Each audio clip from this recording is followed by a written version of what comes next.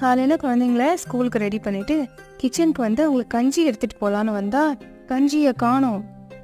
ஐயோ வைக்கவே மறந்து போயிட்டேன்னு சொல்லிட்டு கடை நான் ஒரு இன்ஸ்டண்ட்டாக கஞ்சி ரெடி பண்ணி கொடுத்துட்டேன்.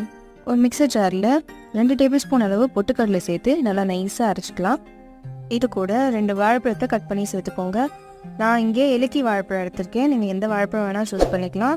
கூடவே 2 டேட்ஸ் எடுத்து கொட்டை எடுத்துகிட்டு சேர்த்துக்கோங்க. இது கூட ஒரு டேபிள் ஸ்பூன் வெல்லம், அப்புறம் ஒரு கிளாஸ் அளவு பால் சேர்த்து நல்லா நைஸாக அரைச்சிக்கலாம். அவ்வளோதான், இன்ஸ்டண்ட்டாக ப்ரோட்டீனேஷியஸ் கஞ்சி ரெடி ஆயிடுச்சு. இதை அப்படியேவும் குடிக்கலாம், இந்த வடிகட்டிட்டும் குடிக்கலாம். குழந்தைங்களுக்கு கொடுக்கும்போது வடிகட்டிட்டு கொடுத்தா நல்லது. இது கஞ்சின்னு சொல்லலாம், பொட்டுக்கடலை மில்க் ஷேக்னு சொல்லலாம், எப்படி புஷ்பத்தை புய்ப்பம்னு சொல்லலாம் இல்லையா, அந்த மாதிரி தான். இது இன்ஸ்டன்ட் மில்க் ஷேக்வா அப்படின்னு சொல்லி குழந்தைங்களுக்கு கொடுத்து ஜர்கண்டின்னு ஸ்கூலுக்கு கிளப்பி விட்டாச்சு. இந்த ரெசிபியை ட்ரை பண்ணி பார்த்துட்டு எப்படி வந்ததுன்னு எங்கள் கமெண்ட் செக்ஷனில் சொல்லுங்கள். பிடிச்சிருந்தா